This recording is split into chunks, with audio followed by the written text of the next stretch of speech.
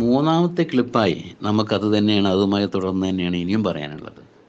അപ്പോൾ നമ്മളിവിടെ പറഞ്ഞു എന്താണ്, ഫക്തുലു അൻഫുസക്കും, നിങ്ങൾ നിങ്ങളെ തന്നെ കൊല്ലുക. എന്ന് കൊല്ലുക എന്നാണോ? അല്ല. ബാഹ്യാർത്ഥത്തിൽ നമുക്കത് കൊല്ലുക എന്നൊക്കെ പറഞ്ഞുകൊണ്ട് തെറ്റൊന്നുമില്ല, കാരണം അർത്ഥം അങ്ങനെ ആണല്ലോ. അതിനെ ഒന്നും കൂടി നമ്മുടെ മനസ്സുമായി ബന്ധപ്പെടുത്തി പറയുമ്പോൾ നമ്മൾ പരസ്പരം കൊല്ലലല്ല, നമ്മുടെ മനസ്സിനെ പരിവർത്തിക്കാൻ ആവശ്യമായത് എന്താണോ അത് നമ്മൾ ചെയ്തുകൊണ്ടിരിക്കുക. ദുർഗുണ ശക്തികളെ ഇല്ലാതാക്കുക, ദേഹേച്ഛകളെ ഇല്ലാതാക്കുക എന്നൊക്കെ നമുക്കതിന് പറയാം. ഇതൊക്കെ നമ്മുടെ പരിവർത്തനങ്ങളാണ്. അപ്പോൾ ഇങ്ങനെ മനസ്സിനെ പരിവർത്തിച്ചല്ലാതെ നമുക്കൊരിക്കലും ഈ ഇജിലിനെ സ്വീകരിക്കുന്ന, കാളക്കുട്ടിയെ ദൈവമായി സ്വീകരിക്കുന്നതല്ല. എന്തിനെ സ്വീകരിക്കൽ? ലക്ഷ്യാർത്ഥങ്ങളെ മറന്നുകൊണ്ട് ബാഹ്യാർത്ഥങ്ങളെ, അല്ലെങ്കിൽ നമ്മൾ ഈ പറയുന്ന സ്ഥൂല രൂപങ്ങളെ മാത്രം സ്വീകരിക്കുന്ന ഒരവസ്ഥയിൽ നിന്ന് നമ്മളെ സ്വയം പരിവർത്തിച്ചെടുക്കണം. ദാലിക്കും ഹൈറുല്ലക്കും ഇന്ത ബാരിക്കും. അപ്പോൾ സ്വത്വബോധത്തിലേക്ക് എത്തിച്ചേരാൻ, സ്വത്വബോധത്തിലെ അല്ലെങ്കിൽ നമ്മുടെ സത്വഗുണത്തിൻ്റെ ഭാഗത്തേക്ക് എത്തിച്ചേരാൻ എങ്ങനെ വേണമെങ്കിലും നമുക്ക് പറയാം. ആ സ്വത്വബോധത്തിലേക്ക്, അല്ലെങ്കിൽ നമ്മുടെ സ്വഭാവ സൃഷ്ടിയുമായി ബന്ധപ്പെട്ട് നമ്മുടെ സ്വഭാവത്തെ സൃഷ്ടിക്കുക എന്ന് നമ്മൾ പറയില്ലേ. അപ്പോൾ നല്ല ആ നിർഗുണങ്ങളിൽ നിന്ന് മാറി ഗുണകരമായ തത്വങ്ങളെയും ആശയങ്ങളെയൊക്കെ ഉൽപ്പാദിപ്പിക്കാനും നിർമ്മിക്കാനും അതിനെ സൃഷ്ടിക്കാനൊക്കെ ഉള്ള കഴിവ് നമ്മളിൽ തന്നെയുണ്ട്. അതിന് തടസ്സം എന്താണ്? ഇജില് എന്ന് പറയുന്ന അവസ്ഥയാണ്. അപ്പോൾ ഇജില് എന്ന് പറഞ്ഞാൽ പശുക്കുട്ടിയാണോ? അല്ല. കാളക്കുട്ടിയാണോ? അല്ല. മോരിക്കുട്ടിയാണോ? അല്ല. ഇവിടെ ഇജില് എന്ന് പറഞ്ഞാൽ നമ്മുടെ അജൂല്, ആജിലത്ത്, നമ്മുടെ ഒരു തിടുക്കം, ലക്ഷ്യാർത്ഥങ്ങളെ മറന്നുകൊണ്ട് ബാഹ്യാർത്ഥത്തിൽ തന്നെ ഇതിനെല്ലാം ഞങ്ങൾ പരിഗണിക്കുകയുള്ളൂ എന്നുള്ള ഒരു ധൃതി കൂട്ടൽ, അങ്ങനെ ഒരു കാഴ്ചപ്പാട്. അപ്പം അതിൽ നിന്നും തീർച്ചയായും നമ്മൾ മനസ്സിനെ പരിവർത്തിക്കേണ്ടതുണ്ട്. അങ്ങനെ പരിവർത്തിച്ച് കഴിഞ്ഞാൽ ഫതാബ അലൈക്കും എന്ന്, അപ്പോൾ ഫതാബ, അപ്പോഴാണ് നമുക്കൊരു മടക്കം ഉണ്ടാകുന്നത്. അലൈക്കും, നിങ്ങളിലേക്ക് തന്നെ. അപ്പോൾ നമ്മുടെ സ്വത്വബോധത്തിലേക്ക് നമുക്ക് സ്വയം മടങ്ങി വരണമെങ്കിൽ നമ്മൾ ഈ രൂപത്തിൽ കാര്യങ്ങൾ ചെയ്താൽ നമുക്കതിലേക്ക് മടങ്ങി വരാം. അപ്പോൾ ഏതൊരു പ്രദേശത്ത് ഒരു കലാപം നടക്കുന്നുണ്ടെങ്കിൽ മനുഷ്യ മനസ്സുകൾ പരസ്പരം അകന്നിട്ടുണ്ട്. ആ അകന്ന മനസ്സുകളെ പരസ്പരം ഒരുമിച്ച് കൂട്ടാൻ രാഷ്ട്രീയപരമായ പകപോക്കലും, അതുപോലെ നമ്മളീ പറയുന്ന സംഘം ചേർന്നുള്ള പകപോക്കലും പകവീട്ടിലൊക്കെ മാറ്റിയിട്ട് മനുഷ്യരെല്ലാം ഒന്നാണ്. അവൻ വിശ്വസിക്കുന്ന കൊടിയോ, അവൻ വിശ്വസിക്കുന്ന മതമോ, അവൻ വിശ്വസിക്കുന്ന രാഷ്ട്രീയമോ എന്തോ ആവട്ടെ, ഇതിൻ്റെ പേരിൽ പരസ്പരം തർക്കിക്കാനുള്ളവരല്ല നമ്മൾ എന്നും. ഇപ്പോൾ ഒരു കൂട്ടർ യേശുവിനെ ആരാധിക്കുന്നു, ആരാധിക്കട്ടെ. ഒരു കൂട്ടർ പശുവിനെ ആരാധിക്കുന്നു, ആരാധിച്ചോട്ടെ എന്ന്. ഒരു കൂട്ടർ ഗുരുവായൂരപ്പനെ ആരാധിക്കുന്നു, ആരാധിക്കട്ടെ. ഒരു കൂട്ടർ അപ്പുറം പോയിട്ട് ജാറത്തുങ്ങൾ പോയിട്ട് അവിടെ നേർച്ചകളൊക്കെ അർപ്പിക്കുന്നു, അർപ്പിക്കട്ടെ. അവരത് അർപ്പിച്ചു കൊണ്ടിരിക്കുന്നത് അവരുടെ ഭൗതികപരമായ കാഴ്ചപ്പാടാണ്. വേദതത്വങ്ങളെ ആ രൂപത്തിലേക്ക് മനസ്സിലാക്കാൻ കഴിയാത്തതിൻ്റെ ഫലമായി ഉണ്ടായിച്ചേർന്നൊരു അവസ്ഥയാണത്. അപ്പോൾ ആ അവസ്ഥയിൽ നിന്നും മനസ്സിനെ മോചിപ്പിക്കണം, മനസ്സിനെ പരിവർത്തിക്കണം. അത് പരിവർത്തിക്കാൻ ആവശ്യമായത് വേദഗ്രന്ഥങ്ങളിലൂടെ നമ്മളിങ്ങനെ പറഞ്ഞു കൊടുക്കുക. ഈ വേദഗ്രന്ഥങ്ങൾ വ്യാഖ്യാനിക്കുമ്പോൾ അത് മുസ്ലിമിൻ്റേതാണ്, ഇസ്ലാമിൻ്റേതാണ് എന്ന് പറഞ്ഞ്, അല്ലെങ്കിൽ ഇത് ക്രിസ്ത്യാനികളുടേതാണ്, അത് ഹിന്ദുക്കളുടേതാണെന്ന് പറയുന്നതിന് പകരം ലോകത്ത് ജീവിച്ചു കൊണ്ടിരിക്കുന്ന മനുഷ്യർക്ക് ദൈവത്തിൽ നിന്ന് ഇറങ്ങിയ കൽപ്പനകളാണിത് എന്ന് പറഞ്ഞ് നമുക്ക് പരിവർത്തിച്ചു കൊടുക്കാൻ കഴിയണം. അവിടെ നമ്മൾ മുഹമ്മദ് എന്ന് പറയുന്ന ഈ ചരിത്രത്തിലൂടെ നമ്മൾ ഇന്ന് സോഷ്യൽ മീഡിയയിൽ പഠിച്ചു വെച്ച മുഹമ്മദ് ഉണ്ടല്ലോ, ആ മുഹമ്മദിനെയല്ല നമ്മൾ അവതരിപ്പിക്കേണ്ടത്. ആ ചരിത്രത്തിലൂടെ ആ മുഹമ്മദ് നബി നമ്മളെ പഠിപ്പിച്ച ഒരു അള്ളാഹു എന്നൊക്കെ പറയാൻ ആകാശത്തിരിക്കണതും അങ്ങനെ ബുറാക്കിലൂടെ മുഹമ്മദ് നബിയെ കയറ്റിക്കൊണ്ടുപോയ കഥകളൊക്കെ പഠിച്ചിട്ടുണ്ടല്ലോ നമ്മൾ. അത്തരം കഥകളിലൂടെയല്ല നമ്മളിതിനെ പഠിപ്പിക്കേണ്ടത്. ഇതിൻ്റെ രൂപം തന്നെ സ്വത്വബോധത്തിലേക്ക് തിരിച്ചു പോകാനുള്ള അവസരം കൊടുക്കുകയാണ് വേണ്ടത്. നമുക്ക് ഏറ്റവും ഇഷ്ടം എന്താണെന്നറിയാം? നമ്മൾ മതം ഉപദേശിക്കാൻ പോയാൽ, ഞാനിപ്പോൾ ഒരു സുന്നിയാണ്, എന്നാൽ ഞാൻ സുന്നി അടുത്ത ആളെ ഉപദേശിക്കാൻ പോയാൽ അവനെ മുജാഹിദാക്കണം അവൻ ആദ്യം സുന്നിയാക്കണം. ഞാൻ പോയത് ആരുടെ അടുത്തൊക്കെ? മുജാഹിദിൻ്റെ അടുത്തേക്കാണ്. അപ്പോൾ മുജാഹിദ്, ജമാഅത്ത്, ചേകന്നൂർ ഇങ്ങനെയുള്ള ആളുകളൊക്കെ തന്നെയും സുന്നി പക്ഷത്തേക്ക് കൊണ്ടുവരേണ്ട എന്നാണ് സുന്നി എൻ്റെ ലക്ഷ്യം. ഞാനൊരു ചേകന്നൂരിയാണെങ്കിലോ എല്ലാവരെയും പിടിച്ചിട്ട് ചേകന്നൂരാക്കണം, അങ്ങനെ ഖുർആൻ സുന്നത്തിൻ്റെ ആളാക്കാൻ വേണ്ടിയാണ് ഞാൻ നടക്കുന്നത്. വേറെ ഒരുത്തം പറയും എന്തെന്നാൽ ഞാൻ ജമാഅത്തെ ഇസ്ലാമിൻ്റെ ആളാണ്, അപ്പോൾ ഞങ്ങളുടെ ആശയങ്ങൾക്കനുസരിച്ച് ആ ഇസ്ലാമിലേക്ക് എന്നെ മറ്റവരൊക്കെ മടക്കി കൊണ്ടുവരണം എന്ന രൂപത്തിൽ നമ്മൾ പോകുന്നു. ഇതേ മുസ്ലിങ്ങൾ തന്നെ വേറൊരു ഹൈന്ദവ ആചാരങ്ങളൊക്കെ നടത്തിക്കൊണ്ടിരിക്കുന്ന ഒരു വ്യക്തിയുടെ അടുത്ത് പോവുകയാണെങ്കിൽ അവിടെ ചെന്ന് പറയുന്നതും നമ്മുടെ ഇസ്ലാമിൻ്റെ ഈ വലിയ വാഗ്ദാനങ്ങളെക്കുറിച്ചും ഇസ്ലാമിൻ്റെ കണ്ണ് കാണാത്ത സൗന്ദര്യങ്ങളെക്കുറിച്ചൊക്കെയാണ് പറഞ്ഞു കൊടുക്കുന്നത്. നേരെ മറിച്ച് ഹിന്ദുവിൻ്റെ സ്വത്വബോധത്തിലേക്കും, മുസ്ലിമിൻ്റെ സ്വത്വബോധത്തിലേക്കും, ക്രിസ്ത്യാനിയുടെ സ്വത്വബോധത്തിലേക്കും തിരിച്ചു പോകാൻ കഴിയണം. അപ്പോൾ സ്വത്വബോധം വേറെ, എല്ലാവർക്കും ഒരൊറ്റ സ്വത്വബോധം ഒന്നാണ്, അത് ഏകമാണ്, വഹദാനിയത്താണ്. ആ വഹദാനിയത്തിലേക്ക് തിരിച്ചു പോകാൻ നമ്മൾ ഉപദേശം കൊടുക്കുമ്പോൾ അവിടെ മുസ്ലിം വന്നിട്ട് എന്നെ മതപരിവർത്തനം നടത്താൻ വന്നു എന്നാരും പറയില്ല. ഒരു ക്രിസ്ത്യാനി വന്നിട്ട് ഞങ്ങളുടെ മക്കളെ മതപരിവർത്തനം ചെയ്യാൻ വേണ്ടി വന്നു എന്നാരും പറയില്ല. ഒരു അമ്പലത്തിൽ നിന്ന് അല്ലെങ്കിൽ ഒരു ക്ഷേത്രത്തിൽ നിന്ന് അല്ലെങ്കിൽ ഇങ്ങനെ ഒരു വലിയ ഹിന്ദു മത ടീമിൽ നിന്ന് ഒരു വലിയ ആളുകൾ ഞങ്ങളുടെ മക്കളെ മതപരിവർത്തനം നടത്താൻ വേണ്ടി വന്നെന്ന് ആർക്കും പറയാനുള്ള, ആരോപിക്കാനുള്ള കഴമ്പ് പോലും ഉണ്ടാവില്ല. പക്ഷേ ഇജിലിനെ സ്വീകരിച്ചാൽ ഇതൊക്കെ പ്രശ്നമാണ്. അപ്പോൾ ഇജിൽ കേവലം ഒരു ഭൗതിക പ്രതീകം മാത്രമല്ല, അത് പല രൂപത്തിലും നമ്മളെ സ്വാധീനിക്കും. നമ്മുടെ സ്വത്വബോധത്തിലേക്ക് നമ്മളെ ക്ഷണിച്ച് കൂട്ടിക്കൊണ്ടുപോകുന്നതിന് പകരം അതിൻ്റെ പാതി വഴിയിൽ നമ്മളെ ഇട്ടേച്ചുകൊണ്ട് ഇതാണ് മതം, ഇതാണ് ദൈവം, ഇതാണ് വേദം എന്ന് നമ്മളെ പഠിപ്പിക്കുന്ന ഒരു നയം നമ്മൾ സ്വീകരിച്ചാൽ അതിനെയാണ് വിശുദ്ധ ഖുർആൻ ഇജിൽ എന്ന് പറയുന്നത്. അല്ലാണ്ട് നമ്മൾ ഈ പറഞ്ഞതുപോലെ ഈ പശുക്കുട്ടിയെയും മൂരിക്കുട്ടിയെയും ഒന്നും ആരാധിച്ചത് കൊണ്ടൊന്നും അവരെ പരസ്പരം കൊല്ലാനൊന്നും വേദഗ്രന്ഥം അന്നത്തെ മൂസാ നബിയും പറഞ്ഞിട്ടില്ല. നമ്മളീ പറയുന്ന 1400 വർഷം മുന്നേ വന്ന മുഹമ്മദ് നബിയും പറഞ്ഞിട്ടില്ല, യേശുവും പറഞ്ഞിട്ടില്ല, ക്രിസ്തുവും പറഞ്ഞിട്ടില്ല, രാമനും പറഞ്ഞിട്ടില്ല, ഹൈന്ദവ വേദങ്ങളൊന്നും ഇങ്ങനെ പറഞ്ഞിട്ടുമില്ല. ഇവരാരുടെയും പൊള്ളക്ക് കുത്തി കുടൽ പുറത്തെടുക്കണമെന്ന് ഈ ആചാര്യന്മാരാരും ആരെയും കൽപ്പിച്ചിട്ടുമില്ല. കൊലവിളിയും നടത്തിയിട്ടില്ല, പച്ചക്കും കത്തിക്കുമെന്ന് പറഞ്ഞിട്ടില്ല, ഉണക്കി കത്തിക്കുമെന്നും പറഞ്ഞിട്ടില്ല.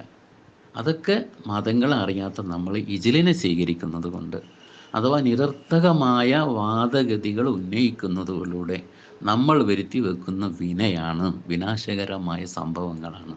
ഇതിനെ നമ്മൾ വർജിച്ചല്ലാതെ, ഈ മനോഗതിയെ നമ്മൾ കിത്താല് ചെയ്തല്ലാതെ, പരിവർത്തിച്ചല്ലാതെ ഒരിക്കലും മനുഷ്യരാശിക്ക് മാന്യതയോടുകൂടി ഈ ലോകത്ത് ജീവിക്കുക സാധ്യമല്ല എന്ന് വിശുദ്ധ ഖുർആൻ നമ്മളോട് വെട്ടി തുറന്നു പറഞ്ഞു. ഇതാണ് ഇതിൻ്റെ മൊത്തം ഒരു സംഗ്രഹം എന്ന് വേണമെങ്കിൽ നമുക്ക് പറയാം. ഇന്നഹു ഹുവ തവ്വാബുർ റഹീം, അവസാനമായിട്ട് ആയത്തിൽ പറയുന്നത് ഇന്നഹു, നിശ്ചയമായും അത്, ഏത്, നമ്മൾ എന്താണോ നമ്മുടെ ആ ഒരു ആത്മബോധത്തിൻ്റെ അല്ലെങ്കിൽ നമ്മൾ ഈ പറഞ്ഞ പരിവർത്തന ശക്തിയുണ്ടല്ലോ, ആ പരിവർത്തന ശക്തി ഇന്നഹു ഹുവ, തീർച്ചയായും അത് തവ്വാബുർ റഹീം, നിങ്ങളെ തൗബയുടെ ഭാഗത്തേക്ക്, തൗബയുടെ ഭാഗം എന്ന് പറഞ്ഞാൽ മടങ്ങാൻ സഹായിക്കുകയാണ്, സത്വബോധത്തിൻ്റെ ഭാഗത്തേക്ക് നിങ്ങളെ മടങ്ങാൻ സഹായിക്കും. എന്തിനെ? ഇജിലിനെ നിങ്ങൾ പരിവർത്തിച്ചാൽ. ഇജിൽ എന്ന് പറയുന്ന ആ സ്ഥൂല ചിന്താഗതി ഉണ്ടല്ലോ, ആ സ്ഥൂല ചിന്താഗതിയെ പരിവർത്തിക്കാതിരുന്നാൽ ഒരിക്കലും നിങ്ങൾക്ക് എന്തായിരിക്കും, നിങ്ങളുടെ സ്വത്വബോധത്തിൻ്റെ അടുത്തേക്ക് മടങ്ങാൻ കഴിയില്ല. നിങ്ങൾക്ക് സ്വത്വബോധത്തിലേക്ക് മടങ്ങണോ, നിങ്ങൾ എന്ത് ചെയ്യണം?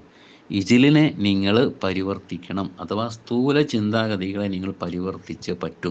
അങ്ങനെ പരിവർത്തിക്കുമ്പോൾ മാത്രമേ ഇന്നഹു ഹുവ തവ്വാബുർ റഹീം, കാരുണ്യം, റഹീം എന്നൊക്കെ പറയുന്ന അവസ്ഥ ഉണ്ടല്ലോ, അത് നമ്മളിലേക്ക് സ്വയം വരണമെങ്കിൽ റഹ്മാനായവൻ ചെയ്തു വെച്ചിട്ടുണ്ട്. പക്ഷേ റഹീം എന്ന് പറയുമ്പോൾ നമ്മൾ അത് ഉൾക്കൊള്ളുമ്പോൾ നമ്മളിലേക്ക് അതിങ്ങനെ സ്വയം മടങ്ങി വരാനുണ്ട്.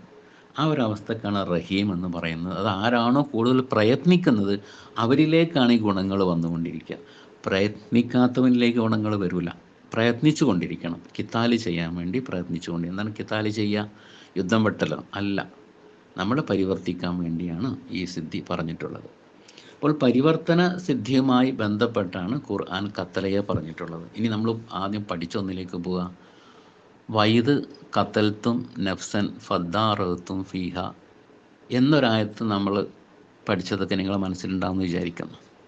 വൈദ് കത്തൽത്തും നഫ്സൻ, നിങ്ങളൊരാളെ കൊന്നു എന്നിട്ട് പരസ്പരം തർക്കിച്ചു. അപ്പോൾ നിങ്ങൾ അതുവഴി വന്ന മൂസയോട് ഇതിന് പരിഹാരം ചോദിച്ചു. മൂസ പറഞ്ഞു എന്തെന്ന്? ഇന്നല്ലാഹ യഅ്മുറുക്കും അൻ തദ്ബഹു ബഖറത്തൻ, നിങ്ങളൊരു മഞ്ഞ പശുവിനെ പിടിച്ചിട്ട് അറക്കണം, അറുത്തിട്ട് ആ പശുവിൻ്റെ ഭാഗം കൊണ്ട് കൊലയാളിയുടെ മേലെ അടിക്കണം. അപ്പോൾ ആ ചത്ത് കിടക്കുന്ന മനുഷ്യനെ എഴുന്നേറ്റിട്ട് കൊലയാളിയെ കാണിച്ചു തരും. അങ്ങനെ അവനാണ് കൊലയാളി എന്ന് നിങ്ങൾക്ക് മനസ്സിലാക്കാം എന്നൊക്കെ നമ്മൾ ഖുർആൻ പരിഭാഷയിലൂടെ എഴുതിയോ വായിച്ച് വികൃതമാക്കപ്പെട്ട ദർശനങ്ങളുണ്ടല്ലോ, അതിനൊക്കെ എത്ര ജീവൻ വരുന്നു നോക്കൂ. ഇനി വൈദ് ഖത്തൽത്തും നഫ്സൻ, നിങ്ങൾ നിങ്ങളുടെ ഒരു മനസ്സിനെ പരിവർത്തനം ചെയ്യിപ്പിക്കുകയുണ്ടായിരുന്നു. അപ്പോൾ ഏതാണ് പരിവർത്തനം? ഇവിടെ നിന്നാണ് നിർദ്ദേശം കൊടുത്തത്. എങ്ങനെ? ഇജില് എന്ന അതാണ് ഇജില് എന്ന മനോഭാവം. അതിനെ പരിവർത്തനം ചെയ്തു. അതാണ് കത്തൽത്തും നഫ്സൻ, നിങ്ങൾ പരിവർത്തിച്ചു. വയത് കത്തൽത്തും, നിങ്ങൾ പരിവർത്തനം ചെയ്ത് കൊന്ന സന്ദർഭത്തിലല്ല, നിങ്ങൾ പരിവർത്തനം ചെയ്തെടുത്ത സന്ദർഭം. ആ സന്ദർഭത്തിലാണ് വയത് കത്തൽത്തും നഫ്സൻ. ഇജില് എന്ന അവസ്ഥയിൽ അഥവാ നിരർത്ഥക മനോഭാവത്തിൽ നിങ്ങൾ നിന്നിരുന്ന അവസ്ഥയെ നിങ്ങൾ സ്വയം പരിവർത്തിച്ചു. വയത് കത്തൽത്തും നഫ്സൻ, നിങ്ങൾ പരിവർത്തനം ചെയ്തു. ഫദ്ദാറത്തും ഫിഹ, ആ നിങ്ങൾ പരിവർത്തനം ചെയ്ത മനസ്സിനകത്ത് നിങ്ങൾക്ക് എന്ത് വന്നു? കുറ്റബോധം വന്നു, അല്ലെങ്കിൽ കുറ്റവിചാരങ്ങൾ വന്നു, അല്ലെങ്കിൽ അതിനെ നമ്മൾ പഠിച്ചതൊക്കെ തിരുത്തി പഠിക്കണമെന്നൊരു ബോധത്തിലേക്ക് വന്നു. നമ്മൾ ആദ്യത്തെ പഠനം ശരിയായ പഠനങ്ങളല്ലെന്നും തിരുത്തി പഠിക്കേണ്ടതുണ്ട് എന്ന രൂപത്തിലേക്ക് നമ്മൾ വരുന്നതിനെയാണ് ഇദ്ദാറ് എന്ന് പറയുന്നത്. അപ്പോൾ ഫദ്ദാറത്തും ഫിഹ, ആ മനോഭാവത്തിലൂടെ നിങ്ങൾക്ക് നിങ്ങളെ സ്വയം തിരുത്താനുള്ള ശക്തിയായി നിങ്ങൾക്ക് ഉയരാൻ കഴിഞ്ഞു. ഫദ്ദാറത്തും ഫിഹ വല്ലാഹു മുഖ്രിജുൻ, അള്ളാഹു അതാ പുറത്തു കൊണ്ടുവന്നിരിക്കുന്നു. ഏതിനെ? ഇജില് എന്ന് പറയുന്ന ഈ മനോഭാവത്തെ ബക്കറത്ത് എന്ന് പറയുന്ന ആ അർത്ഥവത്തായ മനോഭാവത്തിന് കീഴൊതുങ്ങാൻ നിങ്ങൾക്ക് കഴിയും എന്ന രൂപത്തിലേക്ക്. ആദ്യം എന്താ പറഞ്ഞത്? തീർച്ചയായും നിങ്ങൾ നിങ്ങളുടെ നഫ്സിനോട് ദുൽമ ചെയ്തിരിക്കുകയാണ്, അക്രമം ചെയ്തിരിക്കുകയാണ്. ബിത്തിഹാദിക്കുമൽ ഇജില, നിങ്ങൾ നിരർത്ഥക മനോഭാവത്തെ സ്വീകരിച്ചതുകൊണ്ട്. വയത് കത്തൽത്തു നഫ്സൻ, നിങ്ങൾ ഈ മനോഭാവത്തെയാണ് പരിവർത്തിച്ചെടുത്തിട്ടുള്ളത്. എങ്ങനെ പരിവർത്തിച്ചെടുത്തപ്പോൾ ഫദ്ദാറത്തും ഫിഹ, അതിനകത്ത് നിങ്ങൾ ചെയ്തതൊക്കെ തെറ്റായിരുന്നു എന്ന രൂപത്തിലേക്ക് നിങ്ങളുടെ മനസ്സുയർന്നു. ഇതിനെയാണ് ബോധശാസ്ത്രം എന്ന് പറയാം. ഭൗതിക ശാസ്ത്രം വെച്ച് ഇതിനെ അളന്നാൽ മരിച്ച വ്യക്തിയെ ജീവിപ്പിക്കാനുള്ള ഒരളവ് പോലും ഇന്നില്ല. അത് പടച്ച തമ്പുരാനത് ചെയ്യുമെന്ന് വിശ്വസിക്കലൊക്കെ അങ്ങനെയാണ്, വിശ്വസിച്ച് പോയാലാണ്, അതിൽ കുറേ തെളിവൊന്നും വേണ്ടല്ലോ. അപ്പോൾ ഇവിടെ ഒരു മനുഷ്യൻ മരിച്ചു കിടക്കുന്നു എന്നാണോ പറഞ്ഞത്? അല്ല. ഒരു മനുഷ്യൻ നിങ്ങളാരും കൊന്നുകിണെന്നാണോ പറഞ്ഞത്? അല്ല. ഇവിടെ നിങ്ങളുടെ മനസ്സിൻ്റെ ആദ്യത്തെ അവസ്ഥ, കൗമിയായ അവസ്ഥ, ആ കൗമിയായ അവസ്ഥയെ നിങ്ങൾ എന്ത് ചെയ്തു? പരിവർത്തിച്ചു. അങ്ങനെ പരിവർത്തിക്കാൻ കഴിയണം. അങ്ങനെ പരിവർത്തിച്ചപ്പോഴാണ് നിങ്ങളുടെ പുതിയ തലങ്ങളിലേക്ക് നിങ്ങളെ ചിന്ത വന്നത്. അല്ലാഹു മുഖ്രിജും മാ കുന്തും തെക്തുമുൻ, നിങ്ങൾ എന്തിനെയാണോ കത്തമ ചെയ്ത് വെച്ചത്, മറച്ചു വെച്ചത്. അപ്പോൾ നിങ്ങൾ കൊലയാളിയെ മറച്ചു വെച്ചിരുന്നു, ആ കൊലയാളിയെ അള്ളാഹു പുറത്ത് കൊണ്ടുവന്നു. ഇങ്ങനെയൊക്കെ നമ്മൾ പഠിച്ചിട്ടുള്ളത്, അത് വേറെ വിഷയം. ഇവിടെ ഖുർആൻ പറഞ്ഞത് വല്ലാഹു മുഖ്രിജുൻ മാ കുന്തും തെക്തുമുൻ, നിങ്ങൾ ഏതൊരു കഴിവിനെയാണോ നിങ്ങളുടെ മനസ്സിനകത്ത് മറച്ചു വെച്ചിരിക്കുന്നത്, അതിനെ ഹറജ, അതിനെ അള്ളാഹു പുറത്തെടുത്ത് കൊണ്ട് തന്നു. അള്ളാഹു മുഖ്രിജ് മാ കുന്തും തെക്തുമുൻ, അത് അള്ളാഹു പുറത്ത് കൊണ്ട് വന്നിരിക്കുന്നു. ഇങ്ങനെയാണ് അള്ളാഹു മരിച്ചവരെ ജീവിപ്പിക്കുന്നത്. അപ്പോൾ ഇവിടെ എന്താണ് മരിച്ചു കിടക്കുന്നത്? സ്വന്തം മനസ്സിൻ്റെ സിദ്ധികൾ ഉപയോഗപ്പെടുത്താതെ ഒരു മനുഷ്യന് വെക്കുന്നതിനെയാണ് മൗത്ത് എന്ന് പറയുന്നത്, അല്ലെങ്കിൽ ആ നിർജ്ജീവമായ അവസ്ഥ എന്ന് പറയുന്നത്. ആ നിർജ്ജീവമായ അവസ്ഥയിൽ നിന്നും അതിനെ പുറത്തേക്ക് കൊണ്ടുവന്നിട്ടുണ്ട്. ഇപ്പോൾ നിങ്ങൾ എന്തായപ്പോൾ മൂസ നിങ്ങളോട് പറഞ്ഞെന്തെന്ന്? ഇന്നല്ലാഹ യൗമർക്കും അൻതദ്ബഹു ബക്കറത്തൻ, അർത്ഥവത്തായ ഒരു മനോഭാവത്തിന് നിങ്ങൾ വഴിപ്പെടേണ്ടതുണ്ട്. ആ അർത്ഥവത്തായ മനോഭാവം എന്താണ്? 10 ഗുണങ്ങൾ ചേർന്നതാണ്. അവാനും ബൈന ദാലിക്ക, ഈ 10 ഗുണങ്ങൾക്ക് ഇടയിൽ അപ്പുറം ഇതിൻ്റെ ഓപ്പോസിറ്റായ 10 ഗുണങ്ങളുണ്ട്. ഇതിൻ്റെ രണ്ടിൻ്റെ ഇടയിൽ ഇത് കിടക്കുകയാണ് എന്ന് പറഞ്ഞാൽ ബോധ മനസ്സിൻ്റെയും ഉപബോധ മനസ്സിൻ്റെയും ഇടയിലാണ് ഈ സാധനം കിടക്കുന്നത്. ഇവിടുന്ന് ഇതിനെ തട്ടിക്കൂട്ടി എഴുന്നേറ്റ് കൊണ്ടുവരണം. അങ്ങനെ നിങ്ങൾക്ക് ലൗനുഹ തസുറുന്നാതിരിൻ, അതിനെങ്ങനെ നോക്കുമ്പോൾ നിങ്ങളുടെ കണ്ണ് മഞ്ഞളിക്കും എന്ന് പറഞ്ഞിട്ടുണ്ട്.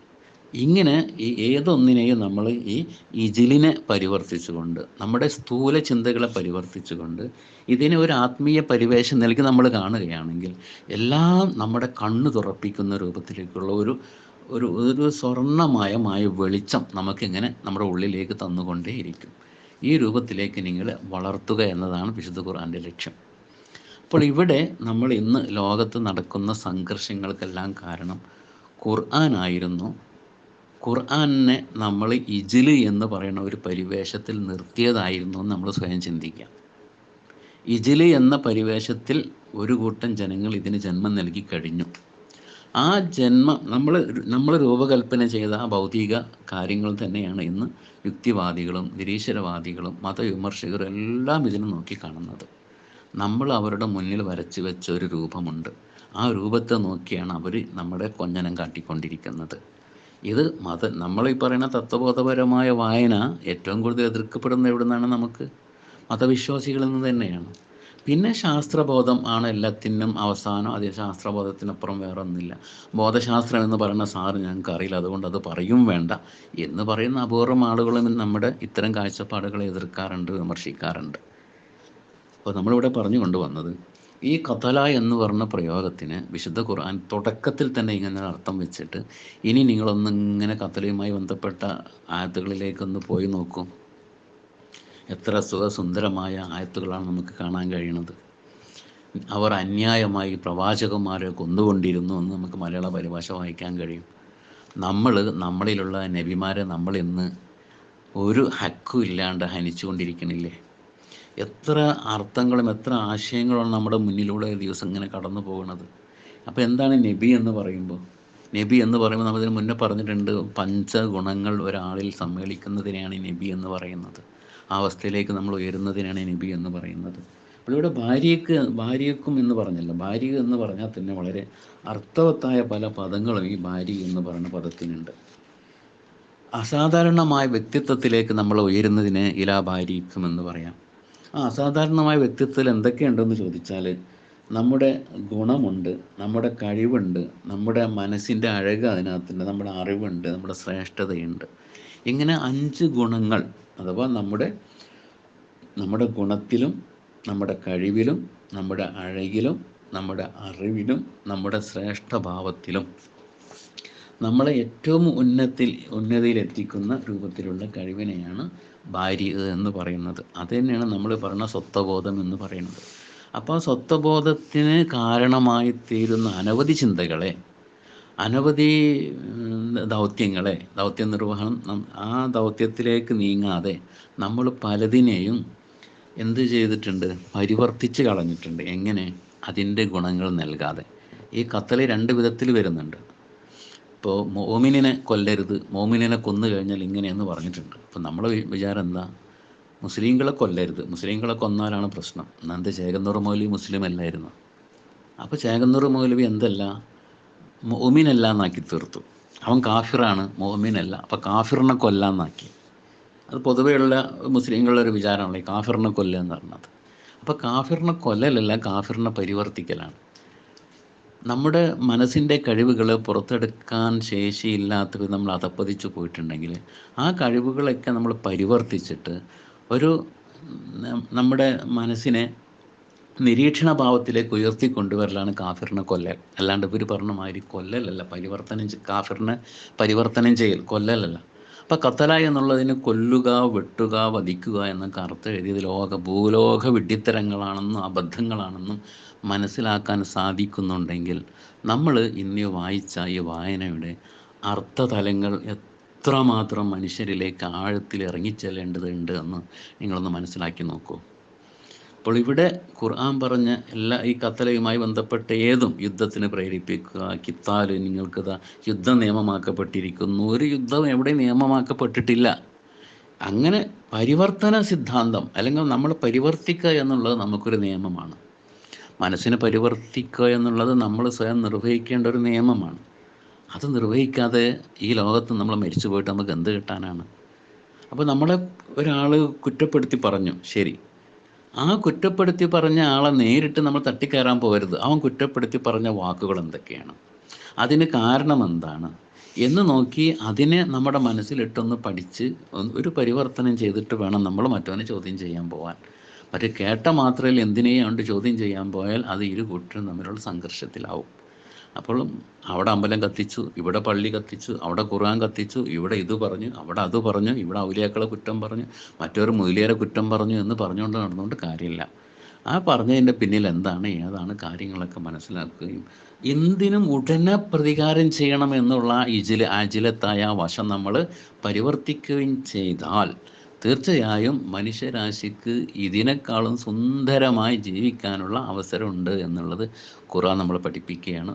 ഖുർആൻ വിശ്വാസികളായ നമ്മുടെ ഈ എളിയവൻ്റെ ഈ പ്രഭാഷണം സ്ഥിരം ശ്രവിച്ചു കൊണ്ടിരിക്കുന്ന ആളുകളെങ്കിലും ഇത്തരം കാര്യങ്ങളിൽ നിന്ന്, അഥവാ ഈ വിദ്വേഷപരമായ നിലപാടിൽ നിന്ന് മനസ്സിനെല്ലാം മോചിപ്പിച്ച് മനസ്സിനെ പരിവർത്തിക്കുക എന്ന ലക്ഷ്യത്തോടു കൂടി മുന്നേറണമെന്ന് അഭ്യർത്ഥിച്ചുകൊണ്ടും, അഥവാ എന്തിനും ബാഹ്യാർത്ഥം തന്നെ മതി എന്നെങ്ങാനും നിങ്ങളെ മനസ്സിലുണ്ടെങ്കിൽ അതിനെല്ലാം വേരോടെ പിഴുതെറിഞ്ഞ് അതിനെ പരിവർത്തിച്ച് ഇലാ ഫതൂബു ഇലാ ബാരിക്കും നമ്മുടെ സത്വഗുണത്തിൻ്റെ ഭാഗത്തേക്ക് മടങ്ങണം ഓരോരുത്തരും എന്ന് അഭ്യർത്ഥിച്ചുകൊണ്ടും തൽക്കാലം വിടവാങ്ങുന്നു. അസ്സലാമു അലൈക്കും.